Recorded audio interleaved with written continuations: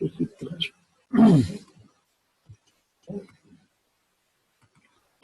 Voy a cerrar la puerta aquí para disminuir posibles.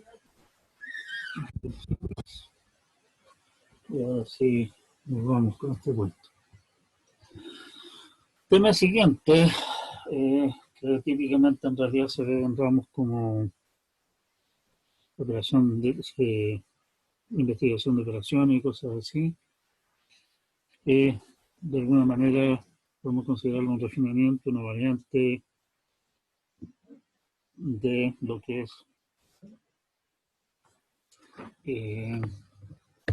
una búsqueda recursiva estilo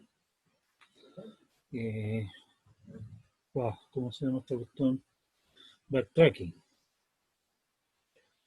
Esta presentación en realidad tiene una orientación un poquitito diferente de lo que estamos haciendo nosotros, pero igual creo que es una buena ilustración de lo que está pasando. Adjunté a la materia de la semana otra presentación que también trata el tema, también desde un ángulo distinto, posiblemente más, podríamos llamar teórico, organizado, menos aplicado a la práctica. Y obviamente también está la explicación en el apunte, que seguramente en alguna iteración futura va a adquirir algunos matices de lo que estamos presentando acá.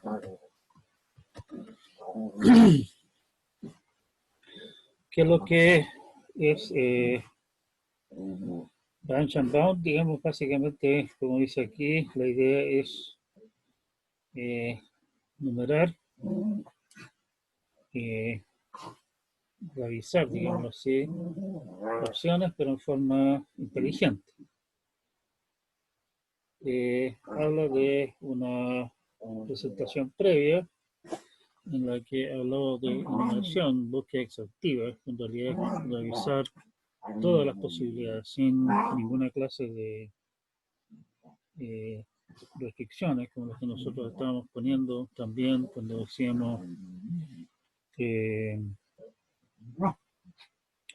cuando hacíamos, consideramos backtracking, no simplemente seguíamos adelante, sino que decíamos, oiga, no, a partir de aquí no se puede continuar, consideremos otra.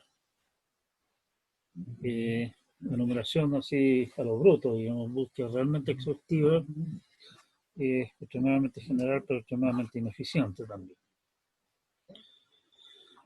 Branch and bound, en el fondo, es hacer enumeración, pero como dice aquí, turbocharged, o sea, en el fondo, súper eficiente, no necesariamente tan súper eficiente, hay algunas situaciones donde se puede hacer mejor, digamos, pero sí, en el fondo es la misma idea, pero hecho en forma no tan tonta. No revisar simplemente lo bruto, todo. Primera cosa, cuando hablamos de bound, estamos hablando de cota. La traducción de branch and bound, en realidad, el castellano debería ser algo así como cota y poda, digamos. ¿Qué es lo que es una cota? Bound es que tenemos una colección de valores, como los que aparecen ahí, en pelotitas. Una cota superior es algún valor que está por encima de todos los valores del conjunto. Y una cota inferior es un valor que está por debajo de los valores de todo. Aquí aparecen una cota superior, acá, pero obviamente cualquier valor mayor que ese también sería una cota superior. Y de la misma manera, cualquier valor menor que este sería una cota inferior.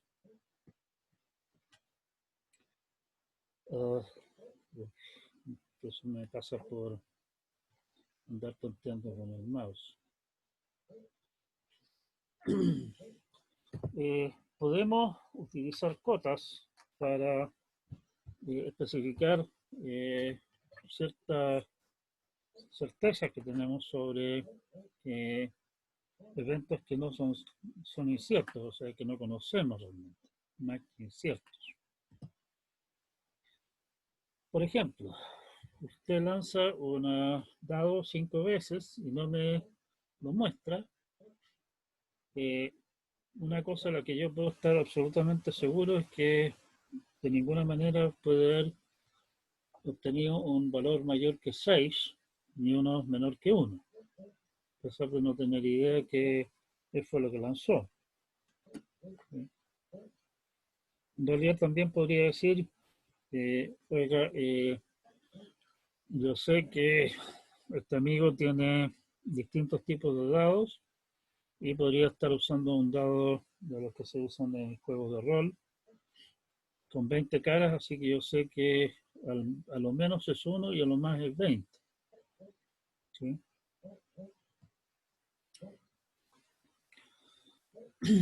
Bueno, el conjunto que nos interesa puede tener un cardinalidad 1, o sea, puede tener solamente un miembro.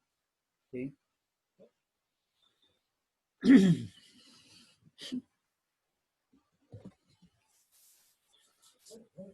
O sea, las cotas son una forma de estimación, no no una, ¿cómo se llama? No una, en realidad se usa estimación, no una adivinanza, digamos, no es un valor adivinado, sino que es un valor que yo sé que se cumple. ¿Sí?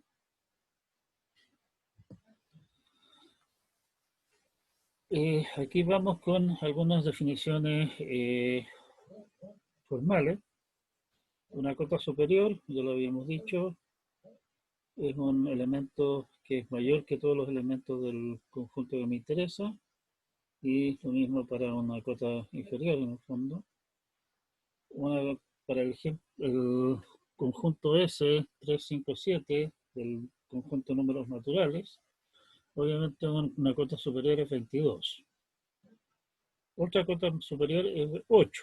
Se dice que 8 es una cota superior más ajustada, más apretada, digamos, que 22, porque es menor.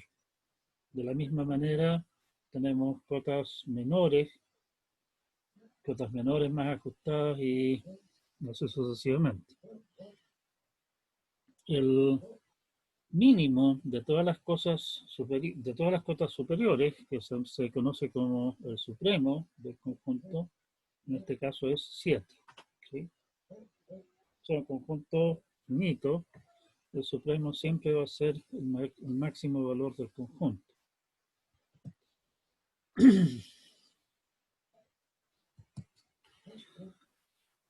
¿Por qué nos sirven las cotas? Si nosotros tenemos alguna cota, pues es una garantía que me dice, mire, el valor, supongamos que estamos tratando de optimizar algo, encontrar el valor, el mejor valor, el valor más alto de alguna variable, ¿sí?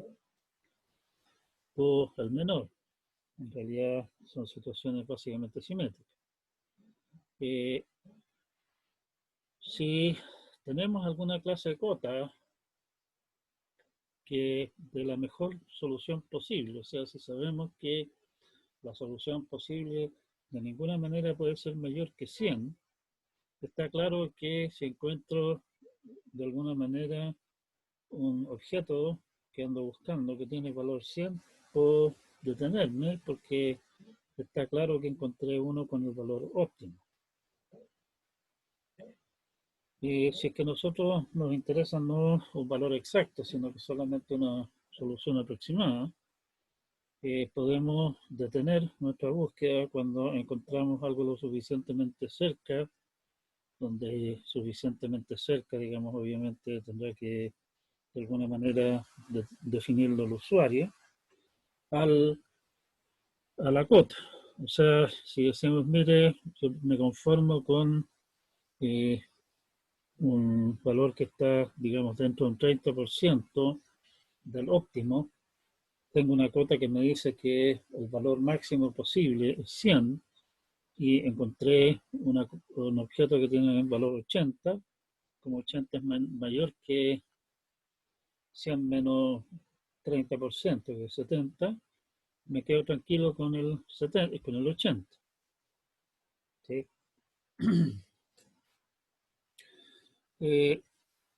La pregunta obvia que está haciendo aquí es por qué cotas más apretadas son más útiles que cotas más sueltas. Bueno, es más o menos obvio. O sea, en nuestro caso que estábamos buscando algo aproximadamente máximo y tengo una cota apretada que dice máximo valor posible 100 y tengo otra cota no tan apretada que dice máximo valor posible es menor o igual que, o sea, en ambos casos, máximo valor posible es menor o igual que 100 y la otra cuota me dice que es menor o igual que 200. Obviamente, el 100 me da mejores, me da más información en el fondo. En el caso que decía yo, si ando buscando una solución aproximada, me voy a conformar con el 80, si es que sé que la solución máxima es menor o igual que 100. En cambio, si la cota que estoy usando es la cota 200, obviamente el 80 me va a dejar bastante desconforme y voy a tener que seguir trabajando. Posiblemente para, después de revisar todas las alternativas posibles, llegar a la conclusión de que realmente el 80 era el mejor posible y todo el trabajo que hice fue en vano.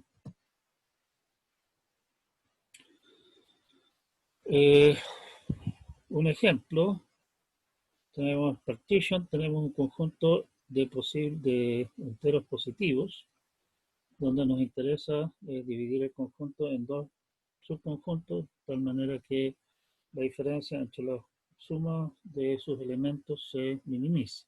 Por ejemplo, tenemos eso de ahí, el conjunto 11, 7, 6, 4, 9, 14. Y nos piden dividir el conjunto en dos mitades, de tal manera que la suma sea, las sumas de las dos mitades sean lo más parecida posible. El problema que vimos nosotros en informática teórica, de partition en el fondo significa dividir el conjunto en dos mitades de tal manera que sumen justo lo mismo, o sea que la diferencia sea cero. Queríamos determinar eso. Aquí estamos hablando en el fondo del problema respectivo de búsqueda. ¿Cuál es el menor valor posible de la diferencia entre las dos mitades? Ya, ¿cómo podemos, qué cota podemos dar para la diferencia entre las dos mitades? Bueno, una alternativa simple es en el fondo decir sume todos los números dividida por 2. La diferencia entre los dos, cuando más puede ser eso. ¿Sí? No hay vuelta con eso. Pero nos interesaría obviamente una cosa más chica. Y este también es precisamente una clase de problema que uno podría querer atacar mediante algunas de las técnicas de búsqueda que hemos estado discutiendo. O sea, ¿qué pasa si agrego el primer elemento a el primer bloque o el segundo y básicamente revisar todas las alternativas posibles?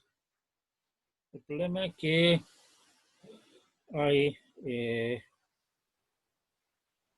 ¿cómo se llama? Hay una cantidad enorme de subconjuntos, en este caso no son tantos, pero supongamos que nuestra instancia son 100 números, tenemos 2 a la 100 subconjuntos posibles y el asunto rápidamente se hace poco práctico. La pregunta siguiente, tenemos esta solución propuesta. 11 y 14 suman 25, 7, 6, 9, 7, 6, 9, 4 suman 26. ¿Esa solución es óptima o no? O sea, básicamente esa diferencia, tenemos ahí una diferencia de 2. La pregunta es, ¿se puede lograr una diferencia de 1 o incluso puede lograrse una diferencia de 0?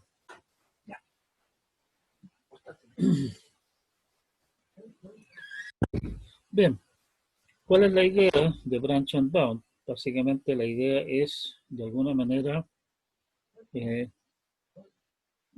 particionar el espacio de soluciones en subconjuntos, y los subconjuntos los ordenamos en alguna estructura de árbol, donde las hojas son posibles soluciones y los nodos internos son soluciones parciales. O sea, básicamente la idea, igual que en el caso de backtracking, es tenemos una solución parcial que considera solamente algunos de los elementos. En este caso estamos hablando de, por ejemplo, subconjuntos de 3 elementos o secuencias de 3 elementos, más bien. Bueno, en el fondo son equivalentes, no son secuencias, son subconjuntos. Entonces, la decisión que estamos tomando en la raíz acá es, incluimos o no al elemento número 0. Eso nos da una solución parcial que es, no está el elemento 0 o sí está el elemento 0, y todavía no sabemos qué es lo que pasa con los demás, y sí vamos trabajando hasta llegar finalmente a las hojas, en las cuales en las hojas, por ejemplo en la hoja 5 tenemos incluido el elemento número 0, el 1 no está, el 2 sí está.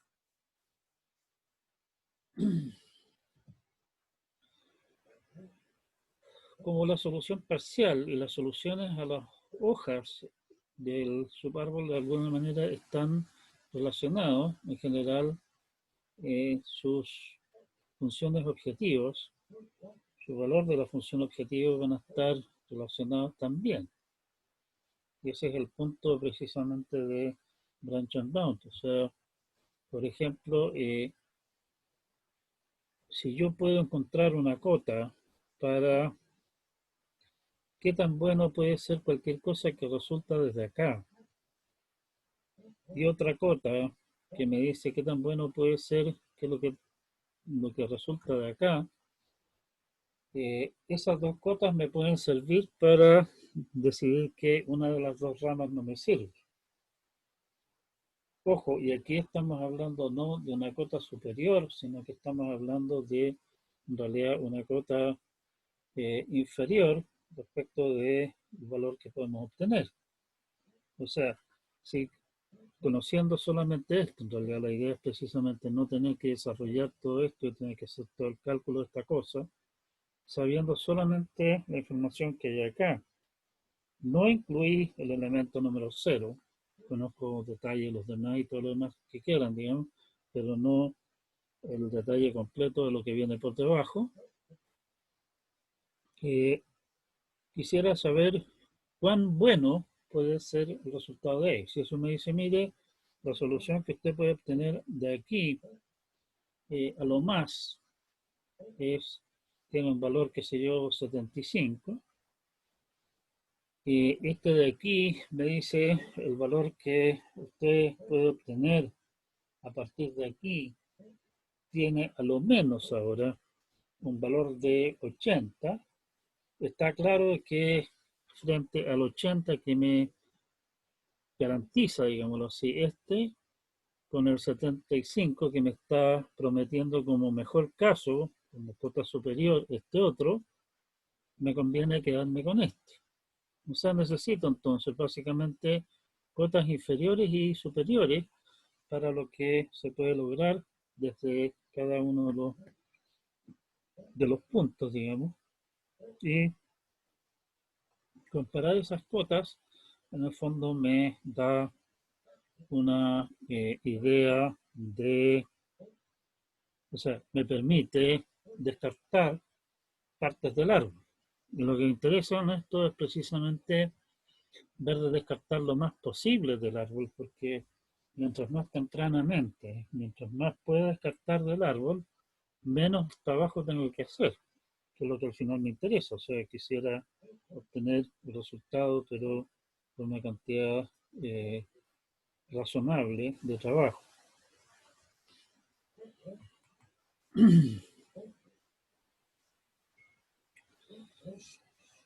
Eh, entonces, Branch and Bound, ¿cómo, ¿cuál es la idea que hay detrás de esto? Eh, tiene, tiene como de alguna manera indica dos componentes el cuento.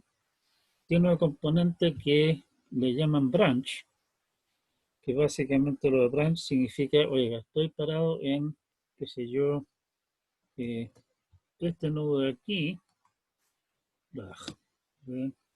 estoy parado, por ejemplo, en este nudo de aquí y conozco en el fondo este nudo y posiblemente otros más, pero pongámonos solamente esos dos. Y la pregunta entonces es, ¿vale la pena seguir trabajando desde acá, sí o no, comparando con la información que tengo de los otros sobre los cuales ya tengo información? La pregunta entonces es, Branch and Bound mira algún nodo interno y la pregunta es, ¿vale la pena expandirte? Y la cota, el bound en el fondo, me dice, sí, porque aquí existe la posibilidad de una buena solución, por lo tanto, por favor, o sea, por lo tanto, échale para adelante. Si la respuesta en el fondo es no, la solución que usted puede obtener por acá es peor que alguna que ya tiene, no tiene sentido seguir eh, adelante.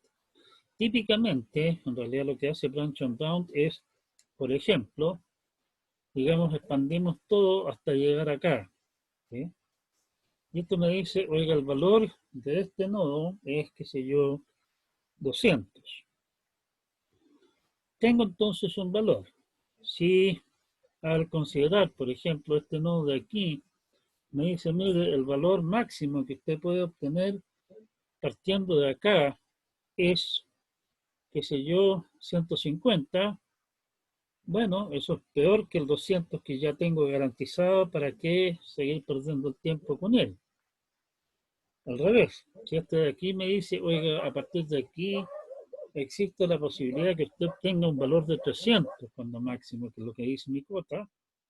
Oiga, el 300 definitivamente es mejor que 200, así que tenemos que seguir revisando.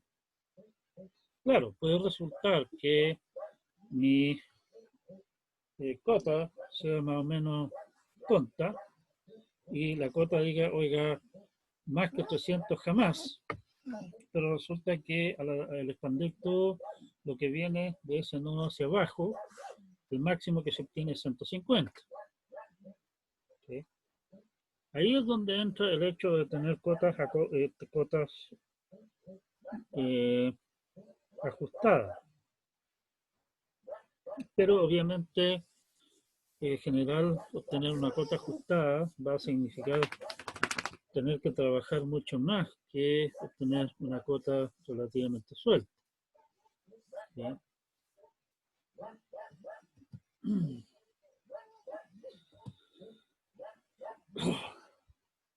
¿Dónde está la inteligencia?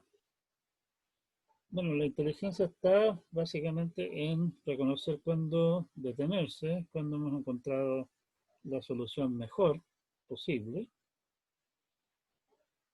Eh, eso no es tan directo, digamos. El punto sí, importantísimo del cuento, es reconocer qué partes, y ojalá partes muy grandes, del espacio de búsqueda simplemente no pueden contener la solución. posiblemente reconocer también que grandes partes del espacio de búsqueda ni siquiera son viables. O sea, eh,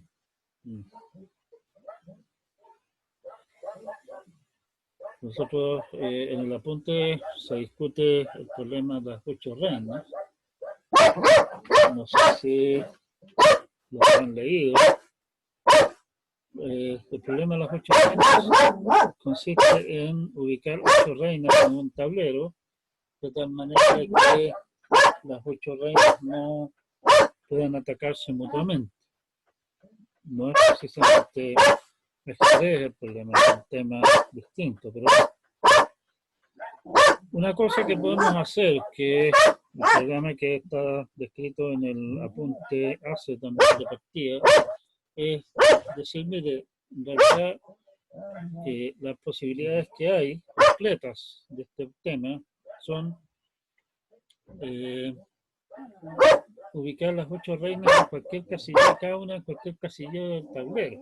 Pero está claro que ubicar 2 reinas en la misma columna no tiene sentido, porque esas 2 reinas en la misma columna se van a atacar mutuamente, y por lo tanto lo que hace a la base, digamos, de la partida del cuento, es simplemente decir, oiga, en vez de ubicar las reinas en cualquier parte, voy a ver en qué fila de cada una de las columnas voy a ubicar las reinas.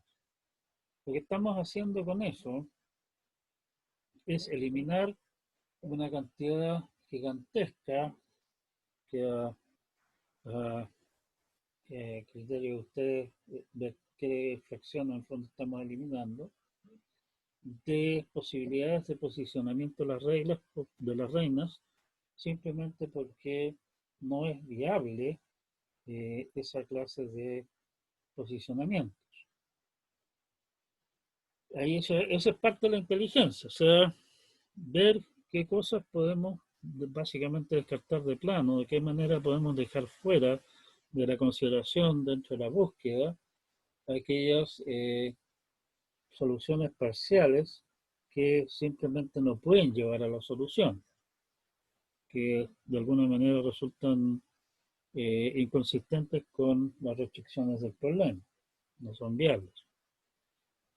La segunda parte de la inteligencia, que eso suele ser bastante simple, digamos, eliminar los no viables. La segunda parte del cuento está en cómo reconozco qué partes del espacio de búsqueda no pueden contener el óptimo y por lo tanto los puedo dejar fuera de consideración. Y la última cosa,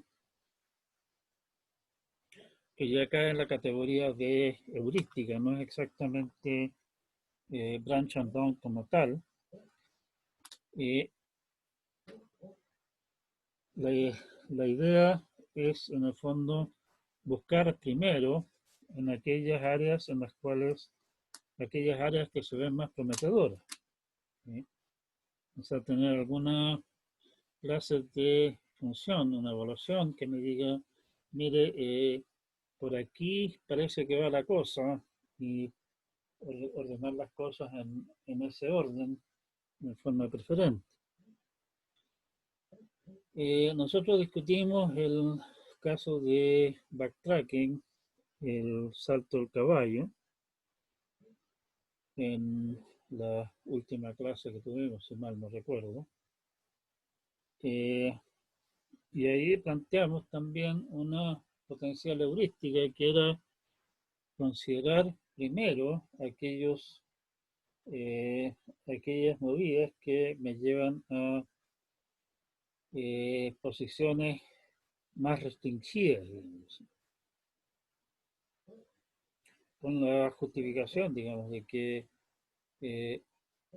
eso va a ser más difícil de cumplir con esas restricciones y por lo tanto tratemos de cumplirlas lo antes que podamos porque restringe las opciones futuras, más restringe las opciones futuras. En el fondo, casilleros que están medio encerrados, digámoslo así, van a ser difíciles de alcanzar si es que terminan siendo más encerradas. En ese sentido, lo que estamos haciendo es precisamente eh, orientar la búsqueda no a hacerla en forma eh, ciega, sino que tratando de enfocarla a aquellas áreas que en las cuales se ve más prometedora la cosa. Bien, para un problema particular en el cual vamos a aplicar Blanch and Bound, una o más de estas categorías puede no ser aplicable o ser mucho más importante que las otras.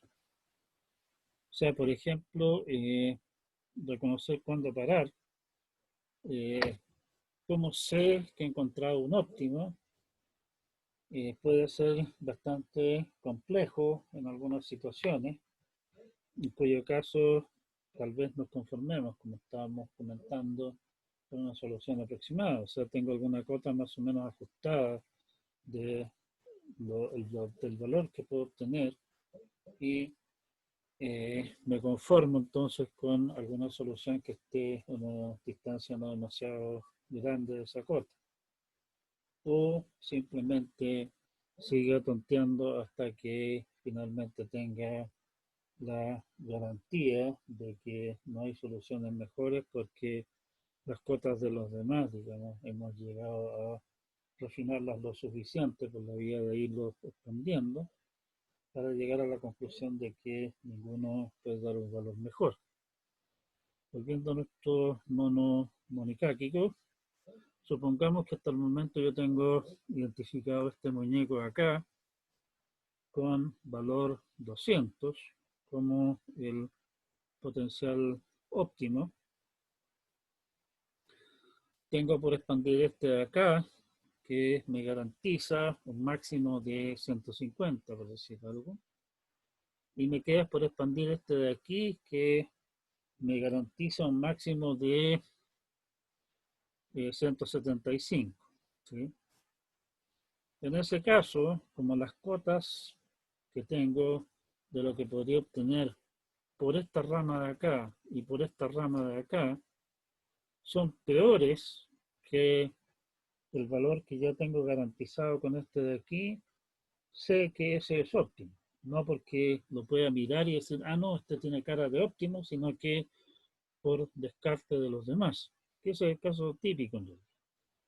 Pero definitivamente también van a haber situaciones en las cuales tengo alguna clase de el método que me permita determinar que realmente encontré el óptimo. Por ejemplo, en el caso que estábamos discutiendo de subset sum, que queríamos minimizar la diferencia entre los dos subconjuntos, el valor absoluto de la diferencia entre la suma de los dos subconjuntos. Si es que yo encontré un subconjunto, una partición, digamos, en dos subconjuntos, cuya diferencia es cero, no hay por qué seguir jugando, porque sé que no puedo obtener de ninguna manera una solución mejor. Ya encontré el óptimo. Claro, si es que la diferencia mínima no es cero, sino que es, qué sé yo, 10, voy a tener que seguir buscando, porque el 10 en realidad, una vez que encuentro el 10, todavía no tengo garantía que ese sea el óptimo. ¿Sí? También el punto 3 puede no ser relevante en el sentido de que como estamos estructurando nuestra búsqueda de por sí, como en el fondo lo hicimos en el caso del, ¿cómo se llama? Como lo hacemos en el problema de las 8 reinas, eh, simplemente no podemos entrar a eh, analizar situaciones que son no viables. ¿Sí?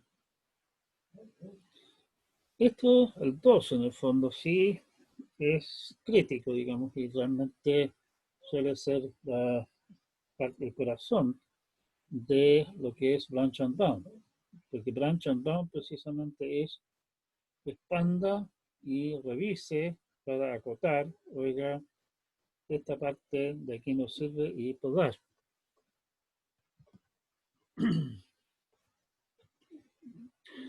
La visión general que tiene el cuento es que tenemos en cualquier momento del desarrollo del algoritmo, tenemos ciertos nodos que están activos. Esos son los nodos que esperan ser explorados. ¿Sí? Si miramos qué es lo que estamos haciendo nosotros en el caso de backtracking a ciegas que estamos haciendo, por ejemplo, en el caso del salto del caballo, el nodo activo es simplemente aquel que estoy considerando ahora, que es uno solo. La idea de Branch and Bound en general trata, digamos, de expandir, de mirar el asunto en forma un poco más amplia, por la vía de no tener, de tener no solamente un posible candidato, digamos, en consideración, sino que tener varios, y esos varios evaluarlos y ver cuál de los varios candidatos es el que en realidad me conviene seguir trabajando sobre él a continuación, que en el fondo era la parte de buscar áreas prometedoras antes de otras que son menos prometedoras. Y branch se refiere entonces a elegir uno de los nodos, en este caso está eligiendo arbitrariamente los dos activos, el 0 y el 10, digamos, está eligiendo el 10 como nodo a ser considerado según algún criterio, no sé cuál será, digamos, obviamente va a depender del problema. Y el 10 entonces, como lo eligió, lo que está haciendo es elegir expandirlo, desarrollar, digámoslo así, los nodos 100 y 101, que son sus descendientes, encontrar cotas para esos y ver qué pasa con esas cotas. Entonces, el algoritmo Branch and Bound, así en términos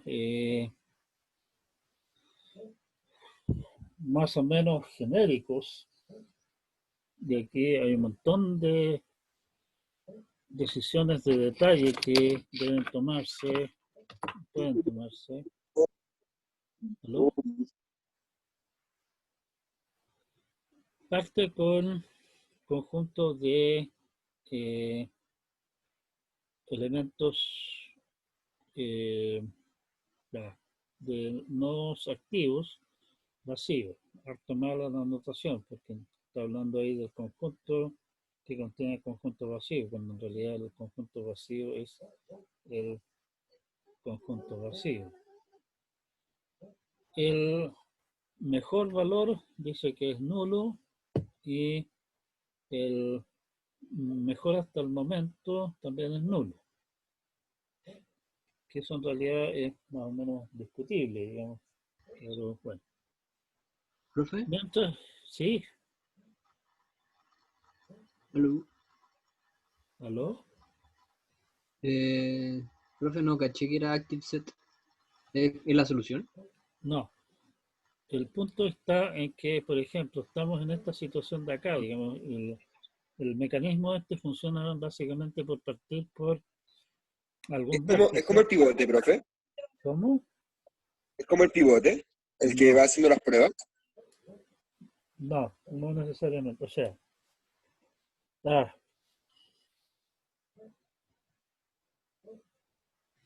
a ver, ¿cómo lo planteo? Suponte tú que te dicen, mira, aquí tienes una ruma de, no sé, X cosas, digamos. Eres ayudante de un ramo y te dicen, oiga, elíjame, encuéntrame al estudiante que hizo la mejor tarea. ¿Sí?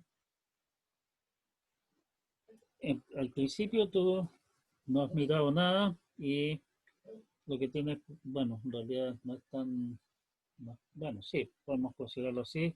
Y cada estudiante entregó una tarea que son 10 preguntas, ¿correcto? Entonces, tú lo que puedes hacer es decir, ¿sabe qué más? Me voy a fijar primeramente solamente en la primera pregunta y eh, basándote en revisar la primera pregunta, tú eliges entonces un conjunto de posibles mejores estudiantes del ramo. ¿Sí? Vamos a decir que es una, ¿cómo se llama? Un criterio muy avanzado, que digamos, pero puede servir para dar una primera mirada así, eh, una primera mirada al asunto. ¿Sí? Tienes entonces un conjunto de potenciales a los que hay que mirar en más detalle. Y esos potenciales a mirar en más detalle son básicamente en hacer como tu active set. ¿Sí? Uh, Los que tienen más probabilidad de éxito, los que tienen un no, peso más adecuado. no necesariamente los que tienen mayor probabilidad de éxito, sino que en el fondo son aquellos que con los que estás trabajando en este momento. Obviamente tú vas a tratar de elegir aquellos con los que estás trabajando en cada momento, de manera que ojalá incluyan, o sea, no que ojalá incluyan, sino que de manera que definitivamente incluyan siempre de alguna manera un camino al mejor posible. ¿Sí?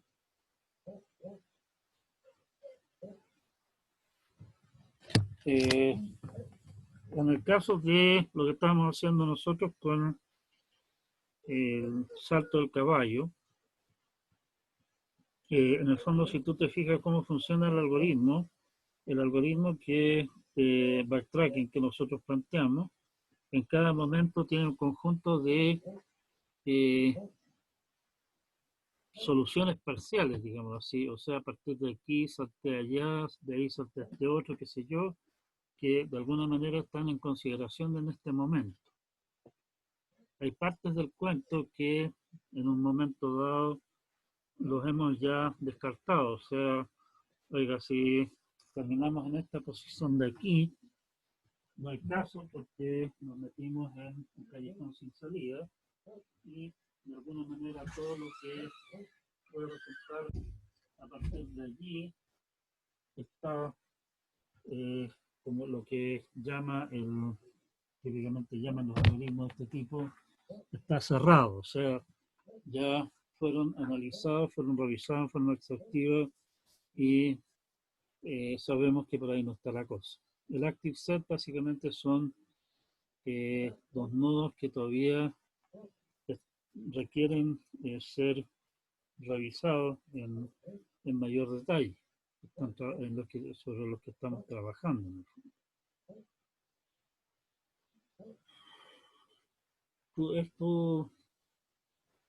¿Cómo se llama? Tu colección actual de candidatos, llamémoslo así.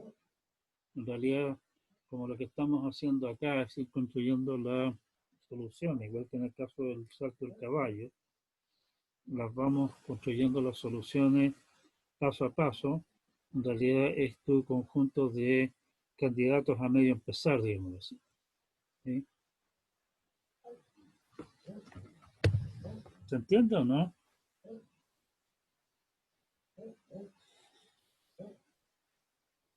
Parece que voy a tener que... Creo que ¿Cómo? creo que sí. O sea, serían O sea, en cada momento tú tienes soluciones comenzadas parciales. En el caso de salto al caballo, el camino que tenemos hasta el momento es uno solo, ¿sí? Pero nadie impide que en el caso del caballo, en realidad el salto al caballo no tiene mucho sentido, pero nosotros podríamos ir explorando varias alternativas en paralelo, con la idea de, básicamente, oiga, la primera que dé la primera que tenga éxito, estamos listos y nos olvidamos de todas las demás. El punto precisamente de Branch and Bound es que típicamente lo que tú tienes, en vez de estar considerando solamente una posible alternativa para continuar hacia adelante, tienes varias.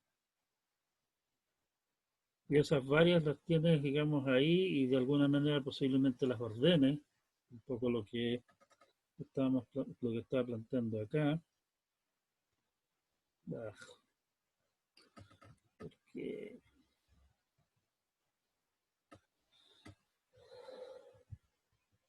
O sea que al inicio voy a empezar con una lista completa de de todos los elementos a iterar, ¿cierto? Al final debería terminar con 0 elementos en la lista. no, con uno solo, obviamente, con la solución. Ah, ya. Ya creo que... Es que lo que pasa es que en el pseudocódigo que mostró tenía un active set con un signo como que no tenía elementos. Sí, no, o sea, al principio de empezar a trabajar en el cuento, no hace, tienes absolutamente nada. O sea, en realidad el pseudocódigo este es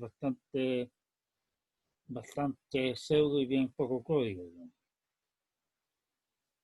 O sea, realmente al comienzo de tu algoritmo, pensando en el árbol que estaba planteando allí, tu active set va a ser simplemente el nodo raíz. ¿Sí?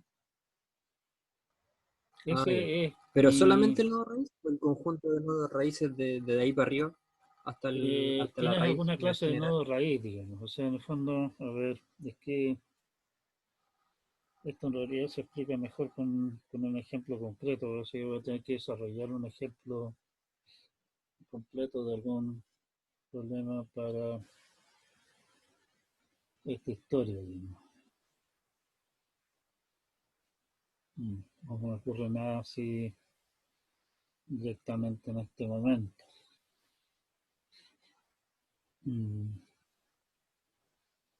Ya bueno, en todo caso, digamos, inicialmente el único nodo que tú estás considerando la raíz de todo. O sea, en el fondo todavía no he decidido nada. No he decidido si agregar o no ningún elemento a lo que tengo entre manos. Y el mejor valor conocido hasta el momento, obviamente no tienes idea, ¿sí?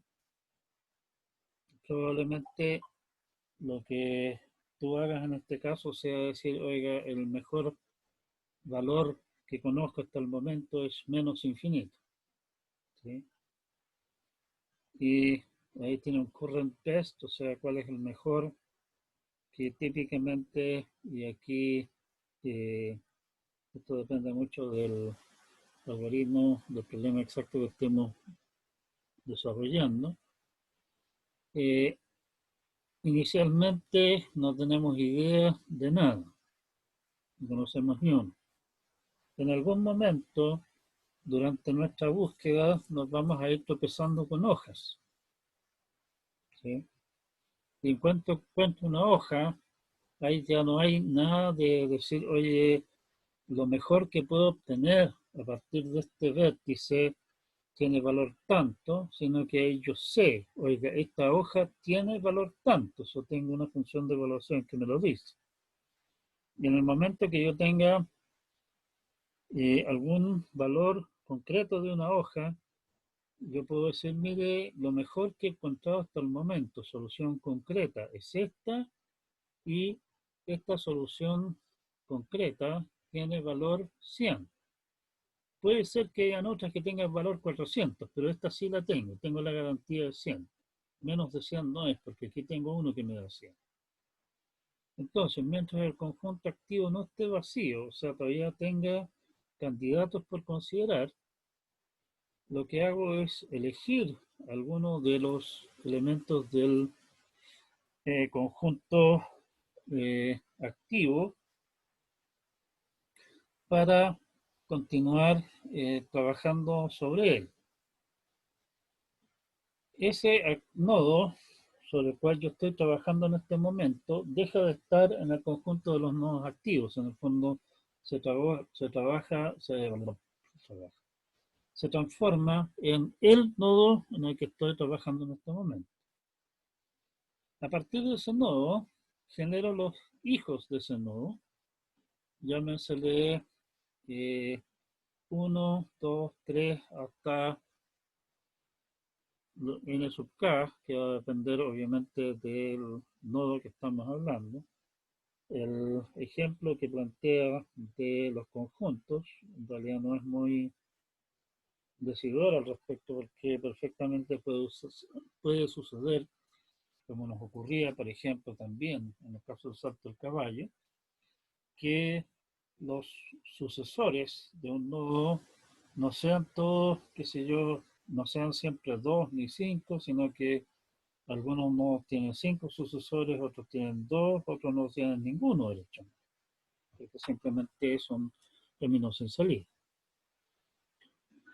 Y para cada uno de ellos generamos cotas optimistas a las que le llama op sub i. ¿Cuál es la idea de la cota optimista? Una cota optimista en este caso es alguna cota superior, digamos, a el valor que puedo obtener partiendo desde el nodo i correspondiente. Y aquí es donde entra la parte de bound.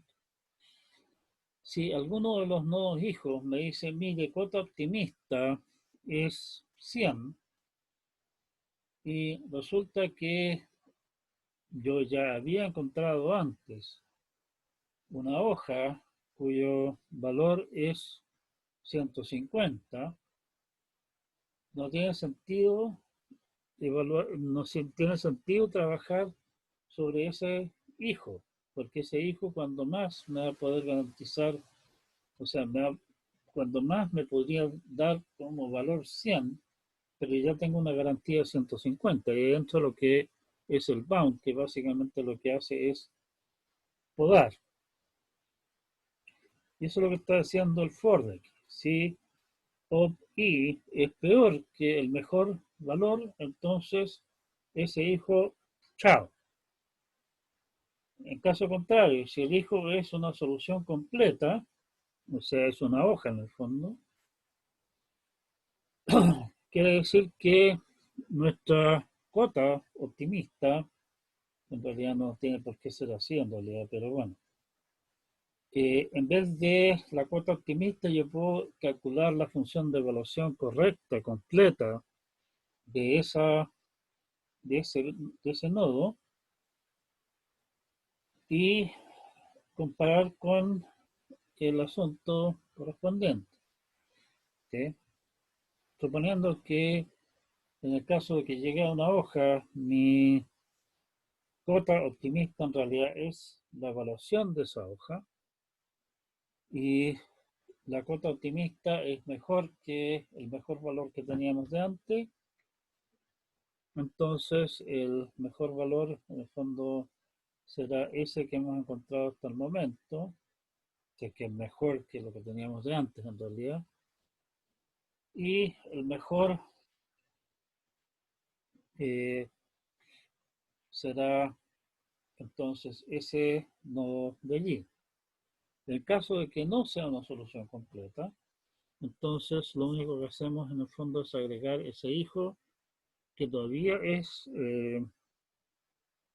¿cómo se llama? Es prometedor, lo agregamos al saco de nodos activos, o sea, nodos que todavía requieren ser explorados. ¿Sí? ¿Se entiende la idea o no?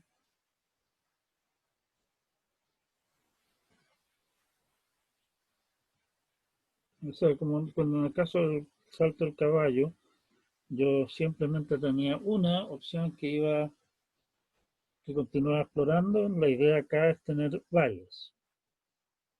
El tener varias tiene la ventaja de que me permite precisamente ordenar la búsqueda, o sea, de alguna manera sin descuidar aquellas áreas que inicialmente no se ven tan prometedoras, revisar primeramente aquellas áreas que se ven más promisorias. ¿Sí?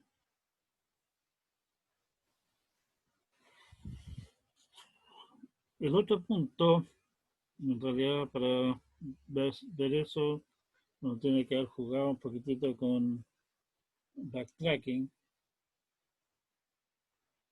Me imagino que a ustedes les ha pasado más o menos lo mismo que a mí, que a punto de estar encerrado y no tener muchas otras alternativas, me estaba dedicando a algunos juegos en mi teléfono, básicamente. En particular algunos juegos que son puzzles, y muchos de esos puzzles en el fondo uno puede obtener una solución a través de backtracking, o sea, intenta a ver, con qué me encontré yo recientemente alguna situación en la cual había que ubicar piezas en un tablero, digamos. Bueno, ¿cómo puedo resolver eso sin utilizar demasiada inteligencia?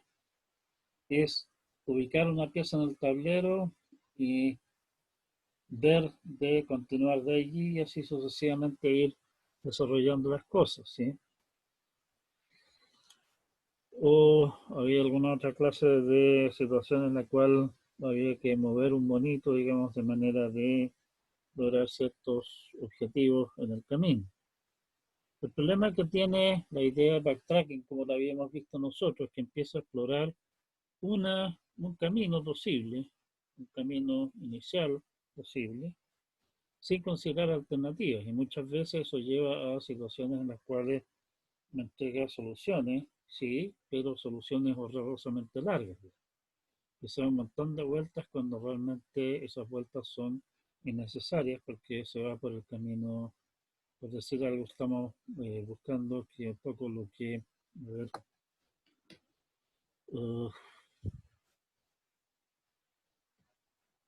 voy a plantear aquí al principio, esto de aquí. Tenemos este punto de partida, tenemos este resultado final. ¿Sí? Y si yo parto aquí con la idea de siempre intente primeramente ir hacia la izquierda, después al seguir el derecho, si se puede, si no, seguir a la derecha, puedo terminar con alguna clase de camino que en el fondo sea un montón de vueltas yéndose a la izquierda, cuando realmente el camino más corto era dar un paso a la derecha y estamos listos. ¿Sí? O sea, en este caso, el largo del camino que me lleva hasta acá no necesariamente está determinado, porque yo puedo básicamente hacer tonteras como, por ejemplo, salir acá y darme 3 vueltas aquí antes de seguir. ¿Sí? Branch and Bound, precisamente la idea es que evitar esos caminos, digamos, que son repetitivos o que de alguna manera se van por el camino largo hacia la solución.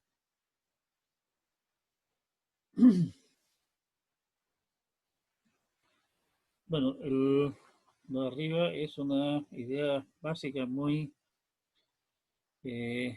simple. En realidad, como digo, el pseudocódigo es bien pseudo y bien poco código. Pero la idea general es eso. O sea, en el fondo tengo acá. Aló, no se escucha. Aló, no se escucha. Aló. Aló. Aló. Aló, Aló. Pedro, no se escucha. Pedro, no se escucha. Aló. Aló, ¿se escucha? Sí, sí se escucha. Ahora se te escucha mal. Y murió. Excelente. Aló. Parece que se le cortó el internet, profe, porque se le cayó el stream. Y por lo menos por mi lado está bien.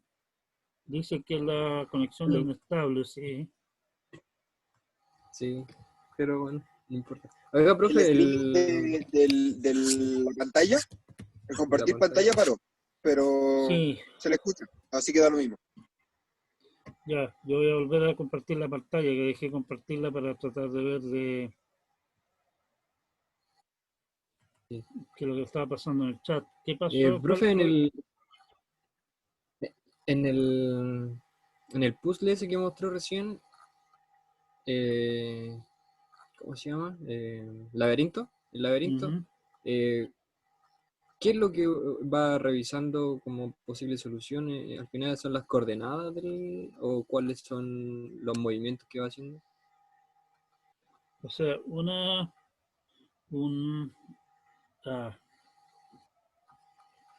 si tú tratas de resolver eso por vía de backtracking así a secas, digámoslo así, tú tienes un camino que seguiste para llegar a un punto particular, ¿cierto? Sí, O sí, sea, pero me refiero a de alguna manera qué tú en ocupa para hacer backtracking. Como referencia, ¿ocupa la posición del...? o sea, en el fondo, vía backtracking, yo intenté irme por aquí, irme por acá, qué sé yo, y finalmente, después de darme varias vueltas, llegué a la conclusión de que puedo llegar a este punto. ¿Correcto? Ese ¿Ya? punto O al sea que que llegué ahí sería una posición, un elemento de la lista activa, digamos, en términos de lo que estamos usando ahora en Branch and Bound.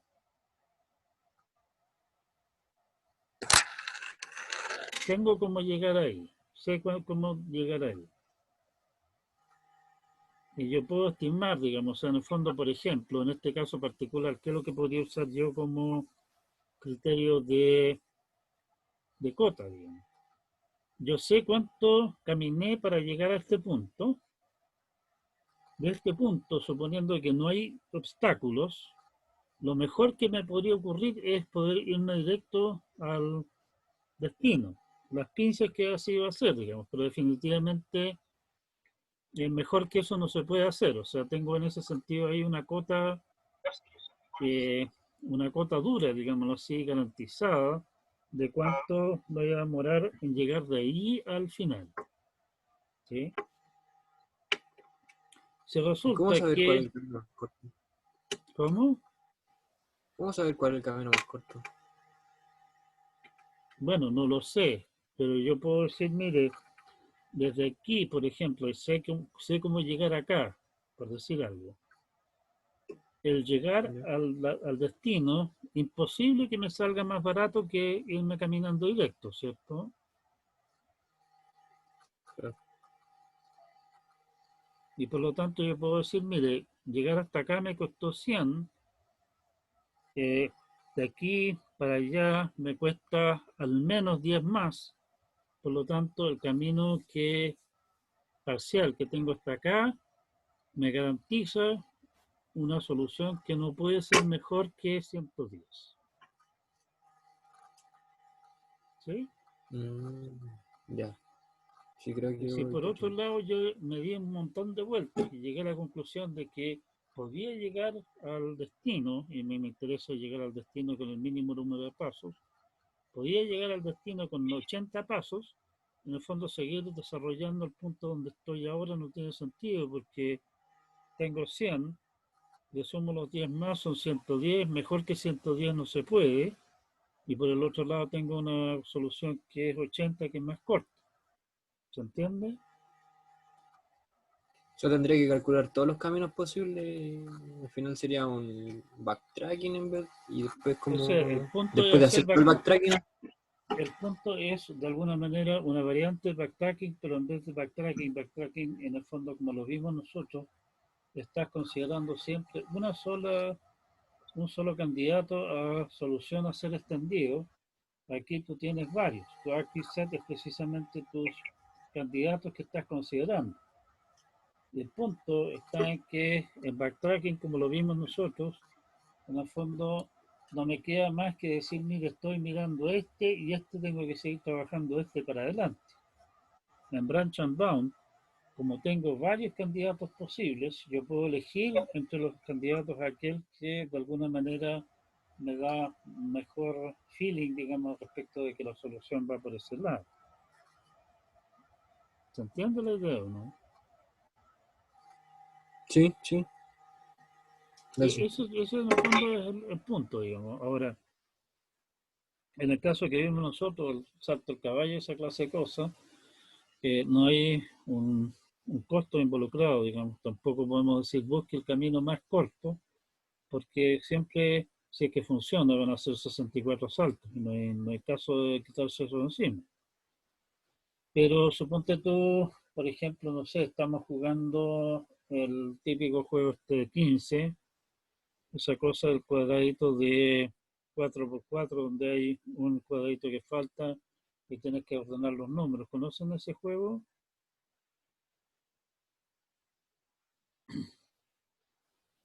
No, Va.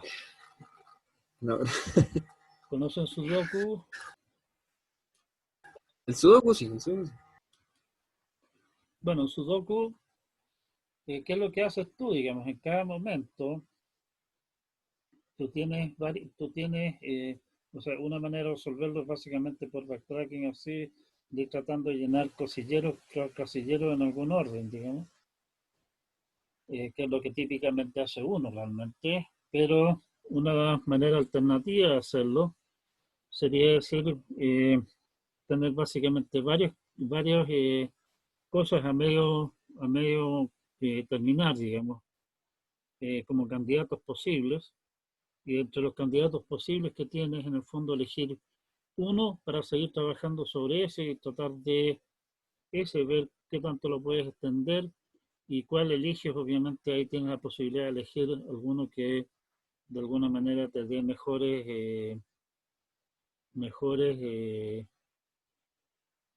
perspectivas de obtener la solución por ahí, ¿sí? Esa es en el fondo la idea. O sea, en el fondo la idea de Branch and Bound en realidad no es muy similar a lo que es backtracking, pero en vez de en backtracking está siempre considerando solamente un posible candidato a solución a ir extendiendo. La idea de Branch and Bound es tener varios candidatos de manera de poder elegir y ojalá elegir en forma inteligente, de manera de encontrar más rápido la solución, ¿sí? A ver, ustedes vieron recorridos de grafos o de árboles en estructura de datos, ¿cierto? Hablaron de Sí. búsqueda a lo ancho, búsqueda en profundidad. Sí. Esa es un poco la No es entre las diferencia. O sea, raíces. en el fondo, si tú te fijas, No. lo que estamos haciendo en backtracking hacia secas es precisamente búsqueda en profundidad. Branch and Bound, la idea es hacer una cosa más en la onda de búsqueda a lo ancho, ¿sí? Búsqueda a lo ancho te garantiza encontrar, si es que estás buscando alguna hoja dentro de un árbol, te garantiza encontrar la hoja que cumple las condiciones que andas buscando, digámoslo así, que está más cerca de la raíz. Backtracking simplemente, o sea, búsqueda en profundidad, simplemente te garantiza en que vas a encontrar alguna hoja, posiblemente una hoja que está a 5 kilómetros de la raíz, pero vas a encontrar una. ¿Sí? ¿Te entiendo, no? Insisto, parece que voy a tener que armar un ejemplo completo, más detallado, para discutir de esto, porque la explicación así en términos genéricos como que no cuaja. Dejemos eso como tema para la semana siguiente y volvemos sobre eso entonces. Parece que también ya se está, bueno, quedan como 20 minutos, pero estoy aburrido tanto hablar también. Estamos. Bueno, bajé o sea, bajé los certámenes. Una de las cosas que a mí me llamó la atención es que había pocas respuestas en realidad. O sea, me parece que hay como 10 personas que no entregaron certamen. Si saben de alguno de esos casos, por favor, díganle que se pongan en contacto conmigo para ver qué diantres pasó ahí. ¿Sí? Por mi Estamos, parte, perfecto. profe, ¿Sí? estaba, aunque el certamen no estaba demasiado complejo, algunas preguntas sí requerían darle 2 o 3 vueltas y llegar a una conclusión correcta. Y la cantidad de cosas que había que hacer este fin de semana no me dio el tiempo para conseguir un algoritmo que me bastara, me pareciera suficiente para entregar en el certamen, en 2 de las 5 preguntas. Entonces, no sé cuál será el caso de mis compañeros, porque en verdad, y algo que me sorprendió, no hubo casi comunicación entre alumnos, como durante el certamen. Hay un grupo de WhatsApp y no se hablaron casi. Pero bueno, eso. Bueno, sí, por eso digo, o sea, quisiera saber qué fue lo que pasó, si están demasiado cargados de Pregunta pega 5, o la algo. pregunta 5. Ay, la ¿Aló? pregunta 5. La pregunta 5, la pregunta 5, que dolió. Estuvo difícil intentar encontrar la respuesta original y la respuesta nueva tampoco era muy fácil de conseguir. Bueno, echando una mirada a la pauta, está publicada completa en el Moodle. Eso debería responder gran parte de las consultas. Y si no, Sí, bueno, perfecto. Profe, otra cosa con respecto a las tareas, escribimos un puñado de compañeros sobre si es que se podía correr alguna o ambas de las tareas, o sea, voy a ver, aplazarlas. no he mirado el asunto. En todo caso, algunas de las tareas yo las aplacé ya. No sé si Sí. revisan bien la Es que fecha. como esta semana es de certámenes, para la gran mayoría de los asignaturas. Ya, déjame verlo, digamos. No quiero responder así en frío sin mirar la En todo situación, caso, ¿sí? en consulta ahí está el hilo Ya, de la petición. no lo había visto en realidad. Vale, profe. Ya, nos vemos entonces el día lunes. Pasen el chancho, cuídense. Vamos a Chao, estar en profe. cuarentena, Descansa. así que traten de descansar. Chao, chao. Chau.